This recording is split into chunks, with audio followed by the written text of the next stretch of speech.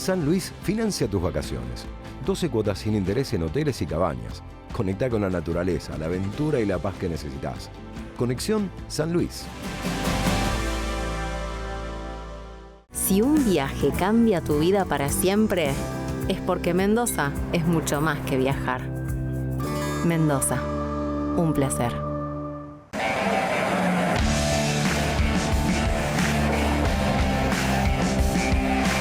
Sumamos más tecnología a los servicios de limpieza en la ciudad. Informate en buenosaires.gov.ar/limpieza. Buenos Aires Ciudad. Vamos por más. No sabe lo que es este lugar. Es hermoso. Sabe el paisaje. Neuquén, el secreto mejor guardado. En Santiago del Estero existe un lugar donde la naturaleza cura y renueva, donde el agua relaja y transforma. Termas de Río Hondo te invita a sumergirte en un paraíso termal, con aguas únicas en Sudamérica, conocidas por sus propiedades. Aquí, el descanso se convierte en experiencia y cada instante en un recuerdo inolvidable. Termas de Río Hondo, paisajes cálidos, aguas únicas, momentos tuyos. Gobierno de la provincia de Santiago del Estero. Hola, bienvenidos a Conectados. En este capítulo vamos a abordar un tema que ha existido desde hace muchísimo tiempo. Incluso quienes somos más memoriosos recordamos situaciones de bullying en las aulas o en distintos ámbitos a los que eventualmente hemos pertenecido. Pero sin embargo, ahora el fenómeno es global y está potenciado por elementos como las redes sociales, por ejemplo. Esa es la conexión número uno. Hay una alerta por bullying. La violencia está afectando el aprendizaje y en especial durante la etapa de escuela primaria.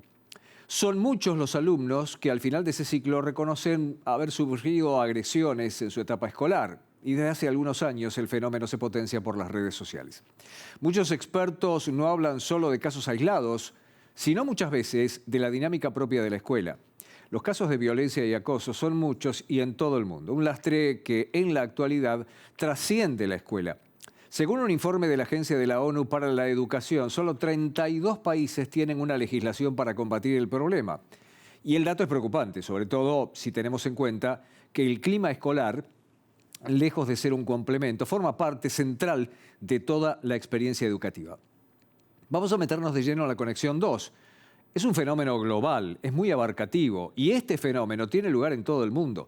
Como decíamos antes, según la UNESCO, solo 32 países tienen legislaciones para combatir el problema. Más aún, casi 800 millones de escolares viven en países en donde no están prohibidos siquiera los castigos corporales en la escuela. En Estados Unidos hay una crisis de acoso escolar. El sitio web del gobierno de los Estados Unidos, stopbullying.gov, define el acoso escolar como un desequilibrio de poder real o percibido entre el agresor y la víctima y la repetición o incluso esa posibilidad de incidentes. Un informe de la UNESCO indica que el 16% de los menores ha sufrido negligencia física o emocional. También crece el ciberacoso, que es cada vez más frecuente y que ya afecta a 1 de cada 10 niños. El informe además destaca la violencia que se ejerce en las escuelas de modo desproporcionado a los grupos en función de su género, orientación sexual, situación socioeconómica y también otros factores de identidad. En este marco, las niñas siguen siendo particularmente vulnerables. El estudio dice que hasta un 25% de las adolescentes sufren violencia de género y que hasta el 40% de estos incidentes tiene lugar en las escuelas. Por otra parte, el 42% de jóvenes lesbianas, gay, bisexuales y transgénero en todo el mundo han sido ridiculizados o se los convierte en objeto de burlas e incluso amenazas en la escuela, en especial de otros estudiantes debido a su orientación sexual o identidad de género. De acuerdo con Naciones Unidas, aproximadamente 1.000 millones de menores, más de la mitad de la población infantil global, experimenta alguna forma de violencia cada año. Y todo se potencia porque la violencia y el acoso van más allá del colegio, en este caso por el uso de las redes sociales. Nos metemos en la conexión 3, tenemos que hablar de un daño integral. Algunos expertos señalan que las víctimas de acoso escolar experimentan en general un impacto negativo y en muchos ámbitos.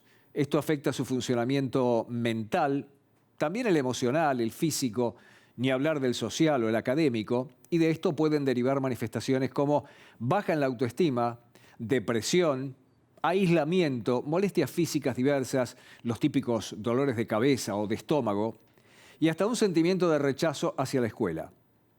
Un mal uso de las redes sociales termina potenciando estos casos. Antes de las redes sociales podía haber una interacción no siempre agradable en la escuela, pero bueno, quedaba ahí, reducida a ese ámbito, ahí terminaba. Pero ahora esa interacción se traslada a casa y eso es inevitable. La trabajadora social Nikki Pagano explicó a CNN que el malestar emocional puede surgir no solo de una persona, sino también de lo que se publica en redes. ¿Qué es lo que explica? Que los compañeros de la víctima pueden ver ese contenido e incluso apoyarlo con un me gusta, el famoso like, lo que amplifica este impacto. Vamos a la conexión número 4. Indudablemente tiene impacto académico, no podía ser de otra manera, y no solo afecta a unos pocos estudiantes. Varios especialistas indican que el acoso escolar hace que el rendimiento del aprendizaje se vea afectado en un alto porcentaje de los niños. Quienes sufren esta práctica tienen una dificultad manifiesta de prestar atención en clase. Y esto es porque están pensando, por ejemplo, entre otras cosas, en qué les puede hacer quien los acosa después de clase. Con frecuencia a estos estudiantes no solo no les gusta la escuela, directamente no quieren estar ahí. Les resulta mucho más difícil participar en el aula, además. Así que entonces los alumnos que sufren este acoso durante toda su carrera escolar terminan manifestando un profundo desagrado por la escuela, además de falta de confianza en sus habilidades y según un estudio del Journal of Educational Psychology, publicado por CNN, tienen peores calificaciones en los exámenes. Un informe destaca que casi una cuarta parte de los menores, 24% que sufrieron niveles crónicos de acoso escolar durante sus años de aprendizaje, tuvieron menor rendimiento académico. Lo curioso es que parte de la solución está en la misma escuela.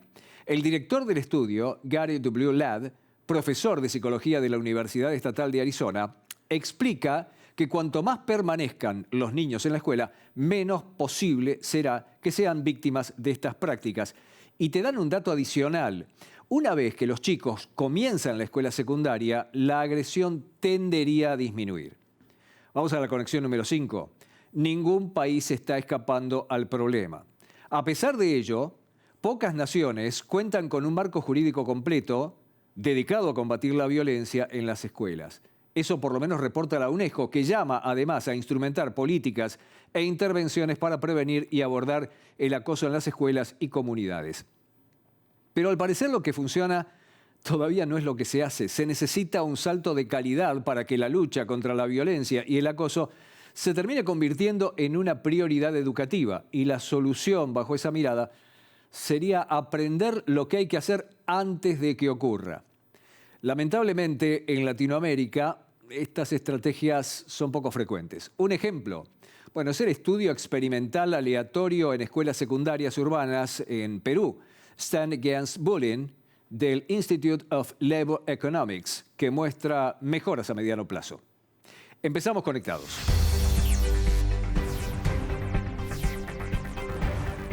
Vamos a empezar este primer bloque de Conectados saludando a Florencia Casabela. Florencia es licenciada en Psicología, a efectos de cumplir con las leyes locales, su matrícula nacional 57008.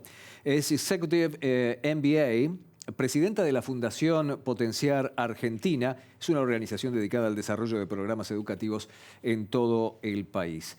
Bueno, Florencia, un poco siguiendo la línea de la apertura, el bullying es un fenómeno impactante que además deja secuelas en el largo plazo. ¿Por qué esto es tan marcado? Bueno, en realidad lo interesante, y lo decían en una de las primeras conexiones, es el factor repetitivo del bullying, ¿no? Algo de la constancia en el tiempo, ¿no? Un hecho aislado no es considerado como bullying, sino algo que se repite y que sucede, digamos, con cierta frecuencia, y por esa característica que tiene de ser sostenido en el tiempo, es que tiene obviamente un impacto en el desarrollo subjetivo de las infancias, ¿no? Especialmente en la primaria, porque es el momento en el cual el niño desarrolla su concepción sobre su propia imagen, su autoestima, su su personalidad, su construcción de su propio cuerpo. Y obviamente eso, todos los fenómenos que implican una agresión y una violencia hacia la infancia afectan la construcción de la propia imagen, ¿no? Atención con esta definición de Florencia, porque tiene numerosas repercusiones y en parte esas repercusiones es por lo que le vamos a preguntar este testimonio a María Sigman. María es psicopedagoga, fundadora y presidenta de Libres de Bullying aquí en Buenos Aires. En las redes sociales todo parece ser más grande, más pesado, más potente, más indiscutible. Queda muy poca posibilidad de defenderse o de replicar. Cuando el bullying se da cara a cara, los chicos, las chicas saben de alguna manera qué situaciones evitar, cómo poder escapar de ciertos episodios, cuando saben, ¿no? En las redes no hay forma de borrar, no hay forma de empezar de nuevo. Las redes están disponibles 24/7, son muy accesibles, desinhiben un montón y hace que los chicos se atrevan a decir cosas que en persona no dicen. Entonces, en redes todo parece ser cierto, nadie lo discute, está constantemente a disposición para el que quiera sumarse en cualquier momento del hostigamiento. Por lo tanto, se ha complicado muchísimo el escenario del bullying a partir de que los chicos acceden a redes, acceden desde dispositivos muy portátiles, están en el bolsillo, ya no es ni siquiera la laptop a la cual tienen que sentarse y acudir. Y hace que, además, como se le da cuando son cada vez más chicos, que sean chicos que no saben de verdad cómo manejarse, qué se puede hacer, qué no se puede hacer. Sintetizando, cualquier chico que es victimizado por sus padres en espacios digitales o en entornos digitales es mucho más presa del dolor. Florencia, cuando yo era chico, y de esto ya hace muchísimo tiempo, esto ya existía. Lo que pasa es que hoy, como bien decía esta profesional, está potenciado por las redes sociales. Pero todo este cuadro de situación deja alertas previas. ¿A qué tenemos que estar atentos? Bueno, yo creo que tanto docentes como obviamente padres, madres tienen que estar atentos a cualquier cambio que presente un niño. Los niños cuando no pueden hablar, cuando no pueden expresar en palabras lo que les está pasando, lo expresan con síntomas, lo expresan en el cuerpo, cambios en la conducta, en el sueño, en el apetito. Y hay que estar atento no solo a lo que le pasa a los niños que son víctimas de bullying, sino también a cambios en los comportamientos de aquellos de quienes se sospecha que están ejerciendo una agresión, ¿no? Porque ambos están sufriendo de alguna manera. Entonces yo creo que hay que estar atentos a los signos en ambos. Y algo que me parece central en lo que hay que prestar atención, sobre todo en la infancia, es al juego. ¿A qué juegan? Si juegan. El juego es la actividad central en la infancia, ¿no? Entonces creo que es una pregunta muy importante que nos tenemos que hacer para identificar posibles sufrimientos en la infancia. No es algo que afecta a tu vecindario, a tu barrio, a tu escuela o a tu institución deportiva. Es un fenómeno global. De eso vamos a hablar enseguida.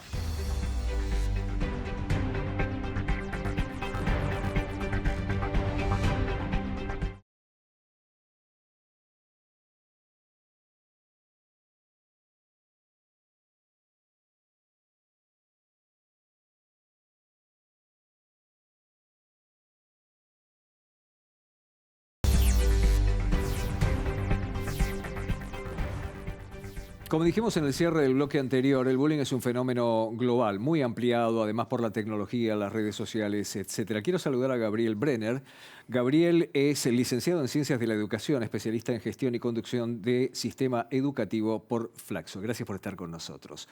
Un fenómeno global, Gabriel, que además se amplía, se potencia. Las redes sociales están haciendo esto en algo que ya estaba en la historia, que tenían que atravesar generalmente los chicos, sea colegio, instituciones deportivas y demás, ¿verdad? A veces resulta necesario aclarar que la escuela es como un texto en un contexto más amplio. Digo, es difícil, tomando en cuenta los datos que certeramente vos nos has ofrecido hace unos minutos, es difícil poder pensar a la escuela por fuera del entorno que la condiciona. Es difícil en un tiempo en el que nos atraganta la vertiginosidad y las pantallas son, parece, el único modo de estar latiendo. Y en un tiempo en el que las máximas autoridades se expresan de manera tan violenta en distintos lugares de nuestra región. Entonces, ¿por qué pretendemos que los niños y las niñas actúen del modo correcto? Entonces, me parece importante decir que el incremento de violencias que estamos viviendo se da en los modos de dirimir las más mínimas diferencias, no los conflictos a veces que son más graves. El incremento de violencia también tiene que ver con la judicialización de las relaciones sociales también las escolares, tema en el que vengo investigando hace un tiempo. Entonces, simplemente decirte que el afuera de la escuela se mete en la escuela sin pedir permiso. Es más, quizás se mete especialmente a través de los bolsillos, donde va el celular de cada quien que entra a la escuela. Entonces, me parece importante pensar que la escuela es un ámbito clave de construcción de ciudadanía democrática. La escuela es un ámbito clave de construcción del diálogo.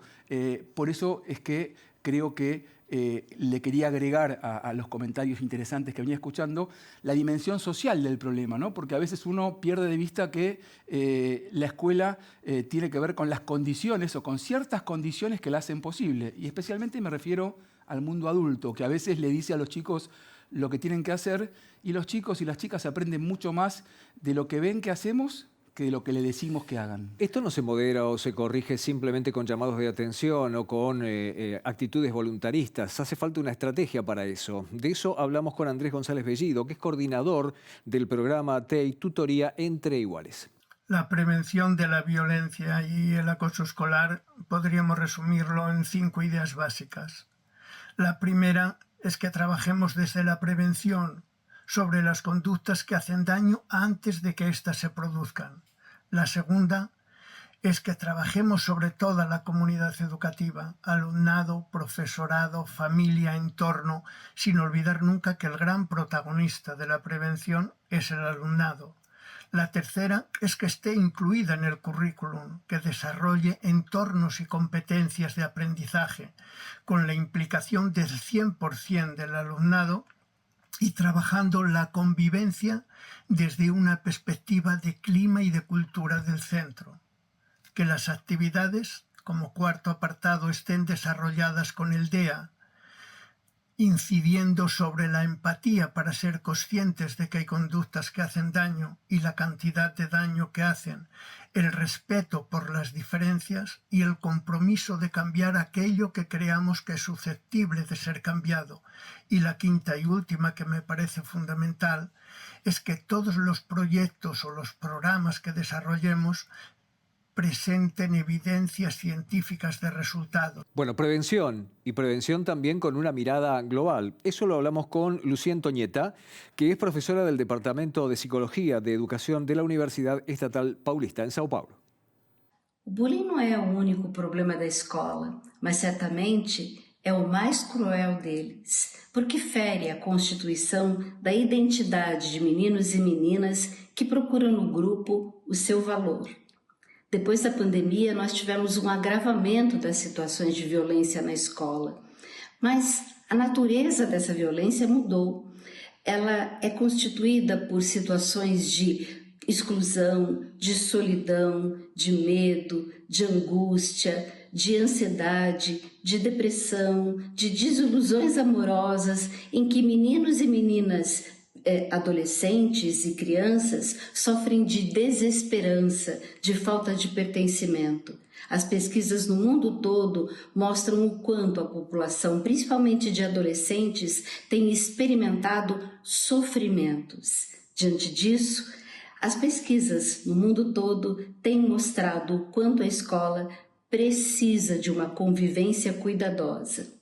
Apostar no trabalho de jovens e de adolescentes que podem cuidar dos seus pares é uma grande possibilidade de vencer os problemas de violência que nós temos enfrentado hoje nas nossas instituições.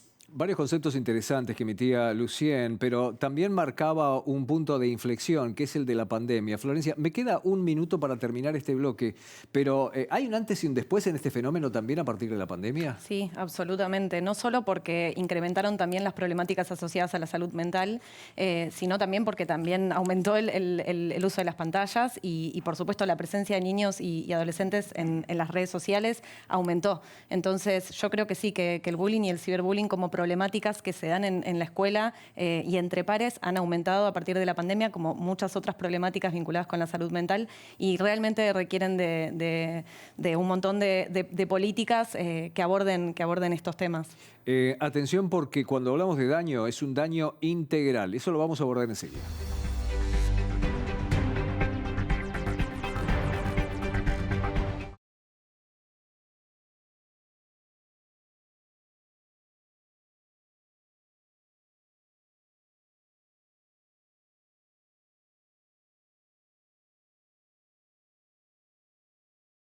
Como venimos diciendo a lo largo del programa, esto no se circunscribe a tu barrio, a tu vecindario, a tu escuela, a tu institución deportiva. Es más abarcativo, se ha vuelto global, está el tema de las redes y está también el daño que produce, que necesita un abordaje mucho mayor, mucho más profundo. Un daño integral también necesita un abordaje integral. De eso nos vamos a ocupar ahora.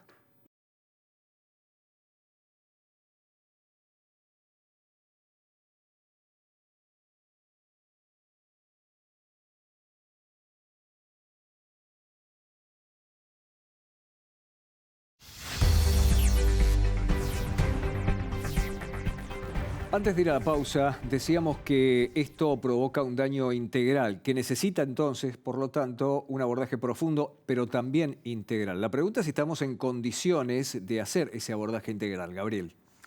Yo creo que sí, y me parece que es fundamental acá pensar en el abordaje y la posición de los estados respecto de las políticas que deben encararse en torno a las situaciones de distintos tipos de violencia o acoso escolar.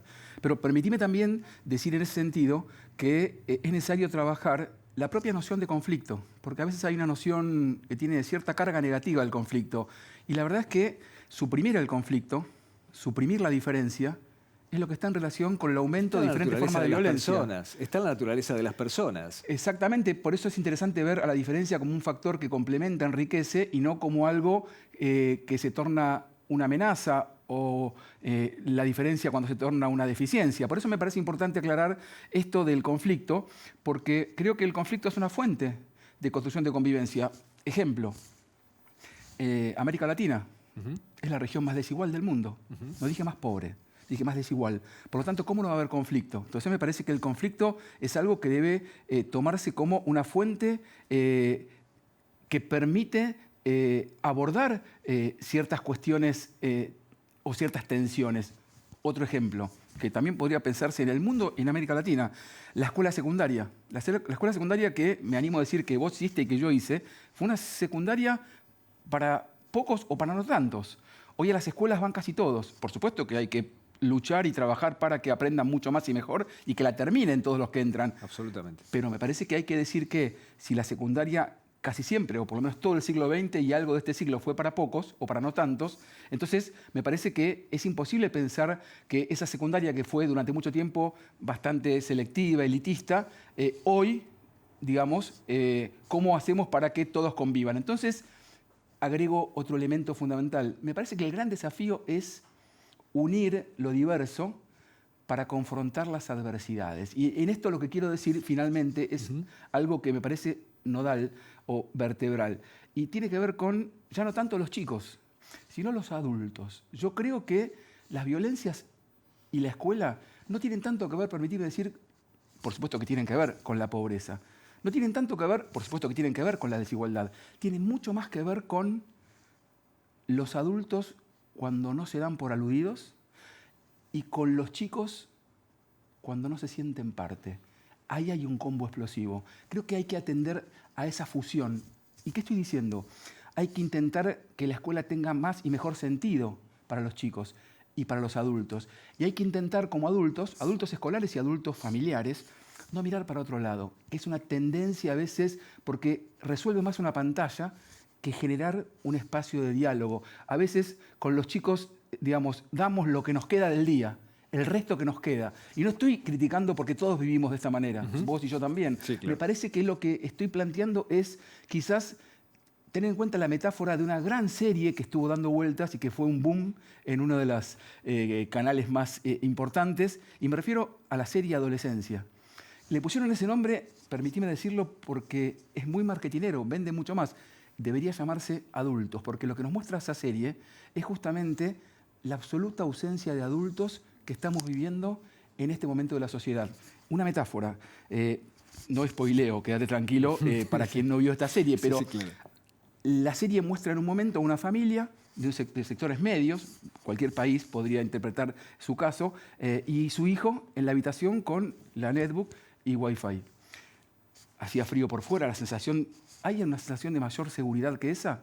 Sin embargo, esa es la bomba de tiempo de la serie, porque justamente lo que ocurre en esa habitación entre ese chico y el acceso totalmente liberado a las redes sociales y a Internet, y los padres creyendo que está de alguna manera resguardada la seguridad de la familia, es, te reitero, la bomba explosiva. ¿Qué quiero decir con esta imagen? Y que simplemente alguno que me estará escuchando o viendo dirá, no sos claro, no quiero spoilear. Lo que quiero decir es que me parece que hay que poder pensar en las escuelas, pero también en las familias, en la sociedad en general, que los chicos se sientan parte de donde están, ya sea la escuela o el club, y que los adultos se involucren. Nos involucremos. No nos hagamos los distraídos eventualmente. Vamos a los efectos, incluso a los efectos psicológicos. Ricardo Chang es catedrático universitario. Hablamos con él en Lima, en Perú.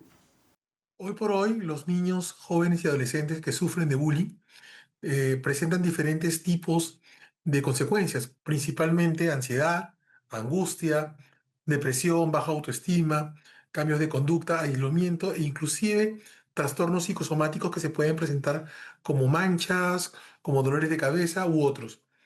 En consecuencia, tienen también problemas familiares e incluso conductas que pueden ser autolesiones o incluso llevarlos al suicidio.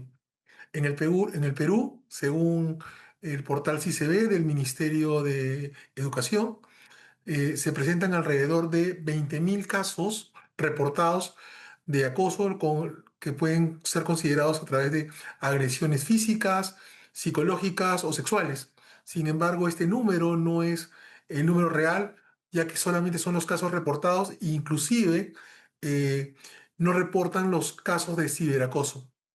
La cultura en el Perú actualmente está lejos de ser la mejor para combatir el tema de acoso, puesto que todavía hay frases que normalizan esto.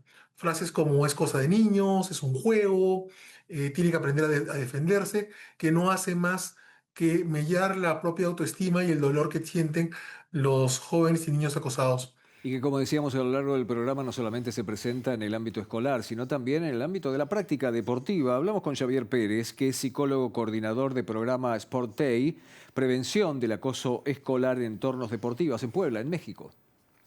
El bullying se esconde en las canchas deportivas. El bullying está en los vestuarios. Y el bullying se camufla. Se camufla de disciplina cuando es abuso. Se camufla de trabajo en equipo cuando es presión de grupo. ¿Para qué? Para ganar a toda costa. Hemos perdido la competición por la competitividad, la falsa competitividad. Entonces es difícil de encontrar porque se normaliza esa violencia y existe ahí y por eso vive anclado en los vestuarios. Necesitamos recuperar el espíritu deportivo, necesitamos recuperar los grandes valores pedagógicos que tiene el deporte, que son trabajo en equipo, perseverancia, inclusión, igualdad y respeto. Frente al bullying, deportividad. Todas estas situaciones dejan marcas biológicas. De eso hablamos con Eduardo Canepa. Eduardo es director del Laboratorio de Neuroepigenética y también Autoridades y Adversidades Tempranas del Instituto de Química Biológica de la Facultad de Ciencias Exactas y Naturales, aquí en la ciudad de Buenos Aires. El maltrato infantil no solo deja marcas emocionales, sino también causa cambios biológicos en nuestro cuerpo. Nuestro ADN lleva las instrucciones básicas para la síntesis de moléculas necesarias para que el organismo funcione, pero también responde al entorno mediante mecanismos epigenéticos que actúan como interruptores que prenden, apagan o modulan la síntesis de ciertas moléculas según las experiencias ambientales a las que estamos expuestos. Uno de estos mecanismos es la metilación del ADN. En nuestro laboratorio investigamos en muestras de saliva si niños, niñas y adolescentes que fueron expuestos a maltrato presentan patrones de metilación distintos de quienes no lo sufrieron. Si esto se confirma, podríamos detectar estas marcas biológicas a partir de una muestra de saliva. Esto abriría la posibilidad de un diagnóstico temprano y no invasivo, basado en evidencia biológica objetiva, que complemente la alerta de docentes, médicos o familiares, ayudando a intervenir antes de que aparezcan daños visibles más graves. De este modo, la ciencia, en conjunto con la sociedad, puede ser clave para proteger a los más vulnerables. Bueno, tenemos que hacer una pausa muy breve, apenas un par de minutos, pero después vamos a hablar de lo siguiente. Parar el bullying está bien, pero tenemos que corregir también los efectos que esto deja, cómo reconstruimos toda una trama, cómo reconstruimos la autoestima. Y también vamos a hablar del impacto económico, enseguida. Académico, perdón, no económico, académico, fallido. Vamos.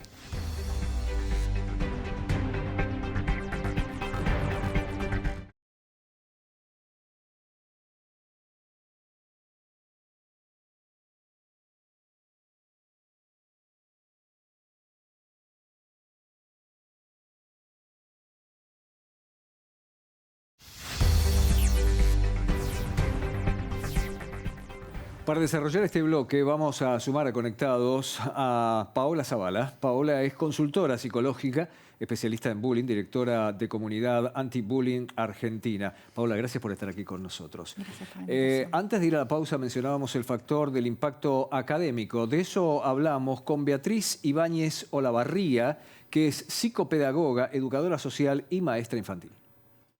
El bullying no solo afecta a nivel emocional, también bloquea el aprendizaje. Diferentes estudios a nivel internacional y nacional han constatado esto, y si nos ponemos a pensarlo, bueno, pues es bastante lógico, ¿no? El pensar y el entender que una persona que está sometida a un estrés crónico durante un tiempo prolongado, pues se le lleguen a alterar ciertas partes importantes, ¿no? Del cerebro que tienen que ver con el aprendizaje, como es pues, la atención, la memoria, incluso la motivación, ¿no? Y esto tiene unas consecuencias concretas bastante claras, ¿no? Y es que el alumno en esta situación muchas veces deja de participar en clase, pierden esa confianza, ¿no? Esa seguridad en ellos mismos, y en algunos casos incluso dejan de asistir al centro escolar, ¿no? Y bueno, y esto nos da un resultado evidente, ¿no? Correlacional, y es que bueno, pues ahí podemos ver una bajada de notas y podemos ver como una desconexión un poco, ¿no? En todo ese proceso de aprendizaje. Bueno, vamos a hablar de este impacto académico, pero también a su prolongación en el tiempo. Paola, por favor, danos una impresión sobre esto. Por supuesto que el bullying no termina cuando suena el timbre ni el último día de nuestro paso por la escuela secundaria.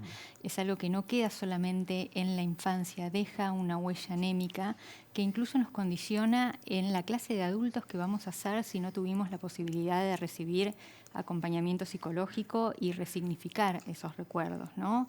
Incluso, parece exagerado esto, pero uno de los autores que fue el que acuñó el término bullying, Dan Olbius, dice que de hostigadores están llenas las cárceles, que aquellos niños que fueron hostigadores en la escuela primaria, en la escuela secundaria, pueden ser el día de mañana padres de familia violentos, esposos violentos, compañeros de trabajo violentos.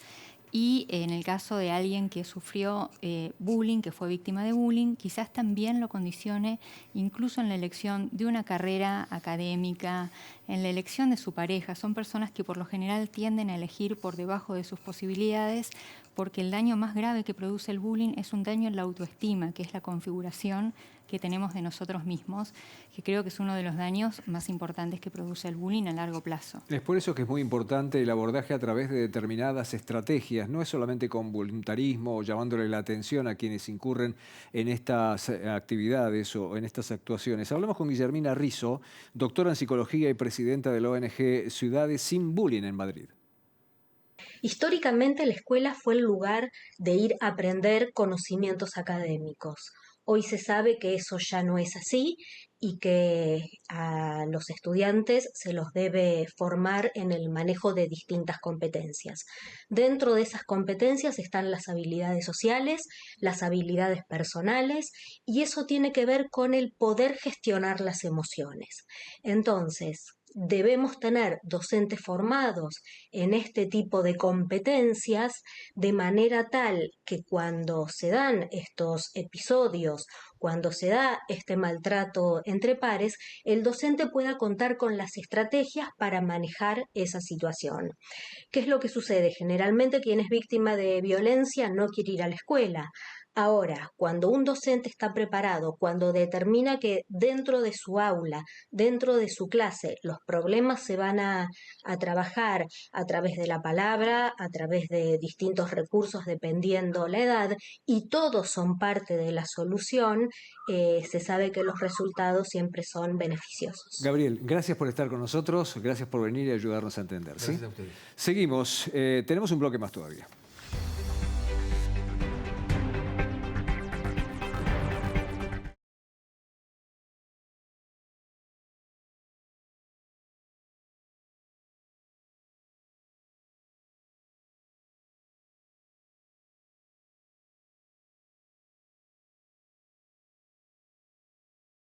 Es un fenómeno que afecta a los niños, también a los adolescentes, pero hemos escuchado en el transcurso de este programa definiciones que llaman la atención de la actitud de los adultos, de cómo tienen que comprometerse los adultos. Ah, y una cuestión adicional, ningún país está escapando de este problema. Lo abordamos enseguida.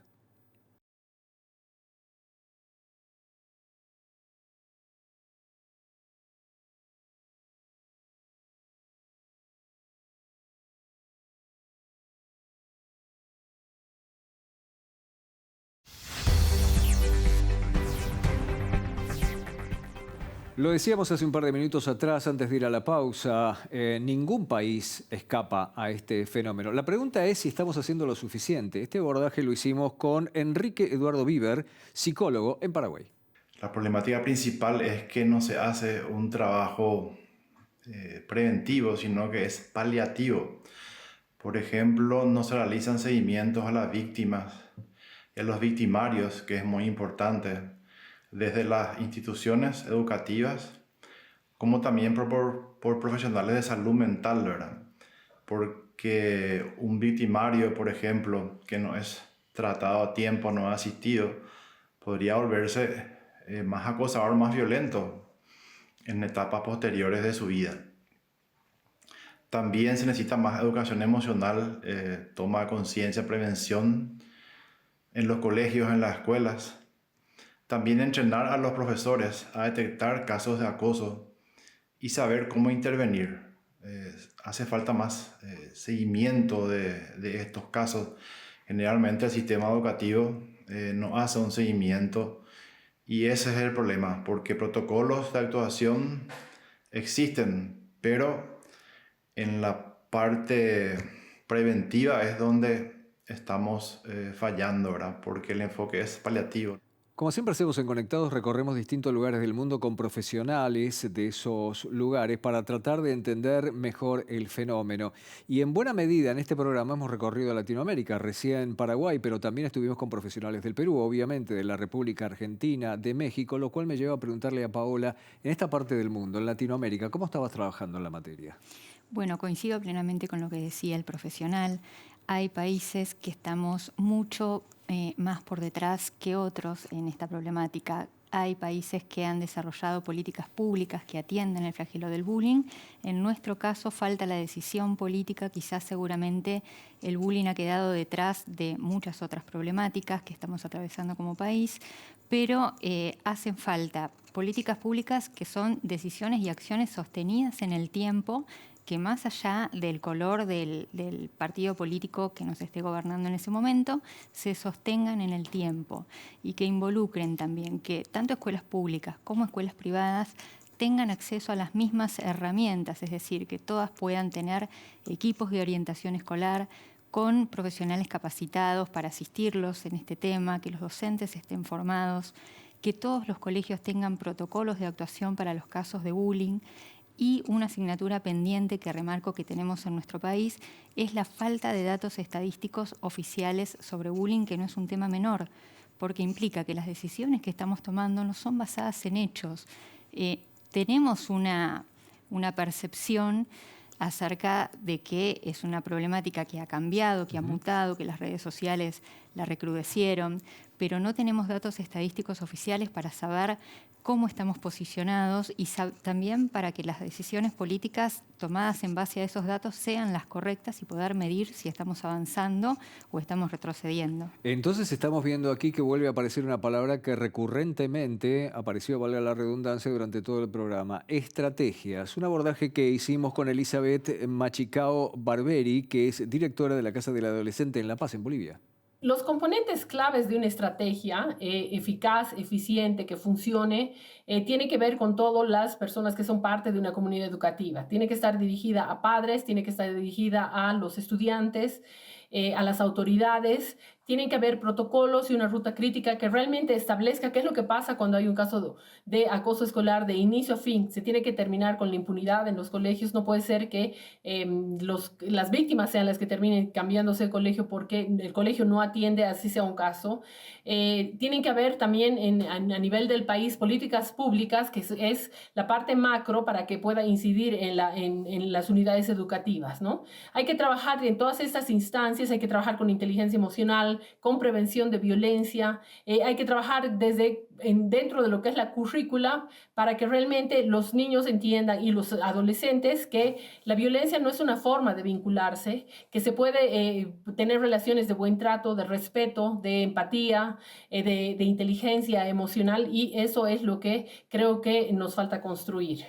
Nos estamos acercando al cierre del programa, así que tengo que pedirle a Paola las conclusiones después de los múltiples testimonios, el desarrollo y el abordaje que hemos hecho aquí en Conectados. Bueno, quiero hablar particularmente de nuestro país. En nuestro país no tenemos una ley específica de bullying, tenemos una mal conocida ley de bullying que en realidad es una ley para la promoción de la convivencia, pero que de hecho no establece qué es el bullying, no está siendo eficiente al respecto.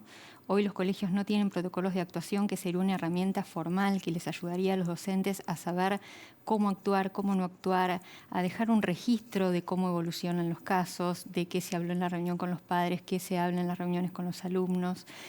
No se hace un seguimiento de los casos, entonces al no tener datos estadísticos tampoco podemos medir si estamos avanzando o retrocediendo. Coincido plenamente con lo que decía Elizabeth. En nuestro país en particular no tenemos, independientemente de los datos estadísticos, tampoco una política de prevención. Es decir, estamos siguiendo las recetas tradicionales, que significa ir detrás del problema. Es decir, vamos a apagar el fuego, son respuestas reactivas. No trabajamos desde la prevención en estos aspectos que, como decían también otros profesionales, tenemos que entender que la escuela no es un lugar a donde los chicos van nada más que a recibir conocimientos de tipo académico.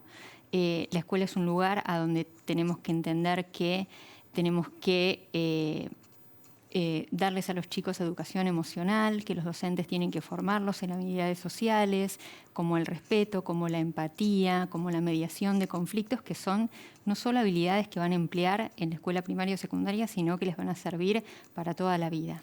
Un tema complejo desde el inicio, que viene de larga data, que se hace más complejo todavía en tiempos de las redes sociales y que, por supuesto, impacta fuertemente en nuestra sociedad. Es el abordaje que hacemos en el segmento que hemos llamado ¿Por qué nos interesa? Salimos a la calle a hablar con la gente. Tratamos de mostrar videos en donde se esté realizando acciones de bullying hacia los chicos y las identificamos, conversamos sobre ellas, conversamos con los chicos sobre cómo manejarse, cómo actuar si uno ve que a otra persona le están haciendo, qué deberían hacer. Como mamá de Bastian, lo que nos sostuvo fue el amor, la paciencia, a no bajar los brazos, a escucharlo, a acompañarlo, pero por sobre todas las cosas a ser visto y respetado. Como docente, cuando hay casos de bullying, lo que trato de hacer es de que los bullies tomen conciencia que le están haciendo daño a la otra persona. También muchas veces hay que hablar con los directivos y con la familia para que no sea solamente el docente el que reconoce el caso y los hace tomar conciencia. En el nivel inicial trabajo mucho las emociones y continuamente, diariamente estamos preguntando, por ejemplo, cuando llegan, cada uno al pasar lista cuenta cómo se siente al llegar al jardín. Y tratamos de que si un amigo no se siente bien, durante el día tratan de acercarse, jugar, le hablan, lo abrazan, los besan. Paola, gracias por estar con nosotros y ayudarnos a entender. Gracias por la invitación, un placer. Y nosotros, como siempre, seguimos conectados.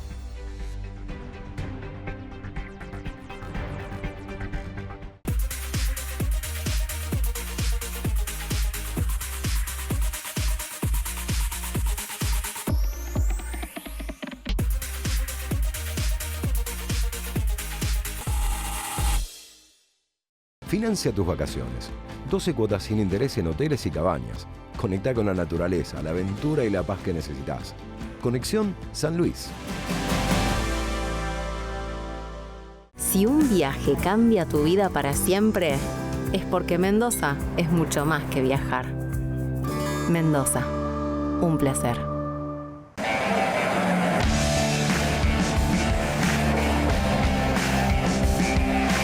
Sumamos más tecnología a los servicios de limpieza de la ciudad. Informate en buenosaires.gov.ar/limpieza. Buenos Aires Ciudad. Vamos por más. No sabe lo que es este lugar. Es hermoso. Sabe el paisaje. Neuquén, el secreto mejor guardado. En Santiago del Estero existe un lugar donde la naturaleza cura y renueva, donde el agua relaja y transforma. Termas de Río Hondo te invita a sumergirte en un paraíso termal, con aguas únicas en Sudamérica, conocidas por sus propiedades. Aquí, el descanso se convierte en experiencia y cada instante en un recuerdo inolvidable.